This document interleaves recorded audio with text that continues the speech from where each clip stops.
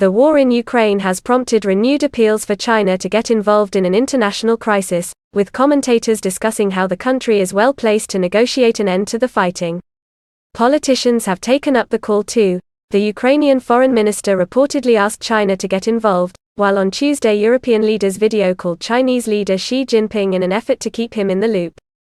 These ideas all make good sense, but are likely to fail. That's because China, far from being able to act decisively on the world stage, suffers from a chronic leadership void that leaves it paralyzed to act in the face of global crises. When the war started nearly 2 weeks ago, China's response was mind-numbingly predictable. The West is to blame, sanctions are counterproductive, and all sides should use restraint, as if this were a quarrel among equals and both sides were to blame.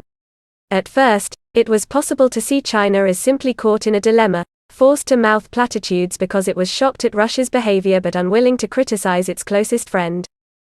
But 10 days later, Foreign Minister Wang Yi doubled down on support for Moscow, on Monday calling Russia his country's most important strategic partner.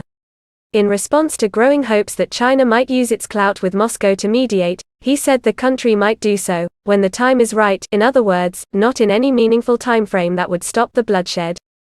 China's reticence isn't new. For decades, Western leaders pushed China to be a strategic partner or stakeholder in the global international order. Many have imagined that sooner or later China would rise to the occasion, and in an emergency such as today's its diplomats would use their good offices to solve a global crisis. But the reality is that China is so obsessed with a narrow set of issues that it is unable to be more than a character actor on the international stage, appearing in a few specific roles but otherwise out of its depth.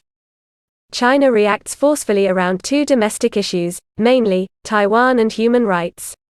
Countries that do not toe China's line on Taiwan, that it must return to China, regardless of what its residents think, are hounded mercilessly. See, for example, China's economic pummeling of Lithuania, which had the temerity last year to allow Taiwan to use its name on a representative office that it opened in the Lithuanian capital of Vilnius. China insists that countries only allow Taiwan to call its offices Taipei, after its capital city, as if it were just a province. On the other core issue of human rights, anyone who argues that they are universal is meddling in China's internal affairs.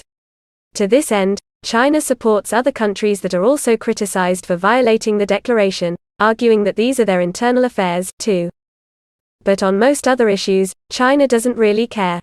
Drugs, terrorism, public health, climate change, China has interests in all these issues but rarely takes the lead. At best, it offers a few ideas and then follows deals hammered out by other countries. This myopic focus on domestic concerns is especially pronounced under Xi Jinping, the least cosmopolitan leader to have run the People's Republic in nearly half a century. China's current system was launched in the late 1970s under Deng Xiaoping, who was willing to relax Communist Party control over society to allow China to flourish. Deng's two hand-picked successors, Jiang Zemin and Hu Jintao, had their flaws but possessed relatively similar ideas about broadening the Communist Party's appeal and pursuing better ties with neighbors. Xi has none of these instincts. Raised by one of the country's founding fathers, he is the first leader to be born and raised in the People's Republic. He has a relatively limited education, not his fault because it was due to the political turmoil of the Mao years, but still telling. Once the turmoil ended in the late 1970s, his well-connected father put him on a track to success, with one careerist job following the next. Xi's vision is essentially to recreate the Chinese Communist Party of his father's generation. Soon after the party took power in the 1950s, so the myth goes, it was incorruptible, popular, and firmly in charge of society. To that end, Xi's main goal is to strengthen party control over the economy, politics, education, and minority areas such as Xinjiang, or relatively autonomous regions such as Hong Kong. In its own way, Xi's vision is ambitious in his effort to turn the clock back on 40 years of reforms, but it is a limited and inward-focused ambition. As the Australian scholar Jeremy Barmay puts it, it is an empire of tedium. This is why it is illusory to think that China can play a constructive role in Ukraine. On paper, it makes sense.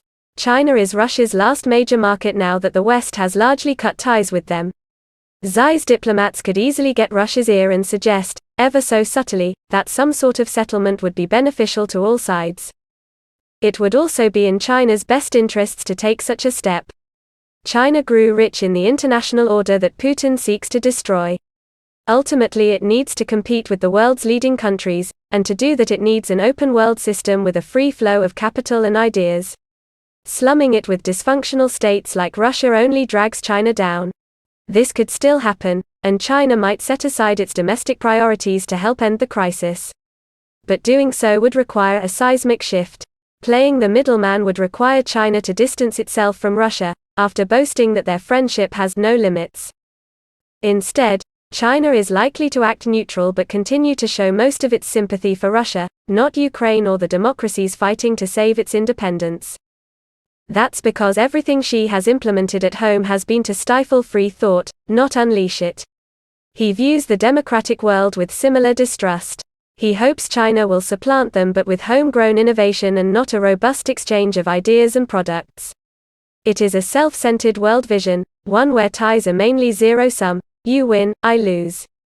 In this context, if the West is embroiled in a dispute with Russia over Europe, then China wins. Becoming involved in foreigners' disputes makes no sense. Better to stay out of the fray, see who is likely to win, and then cut deals.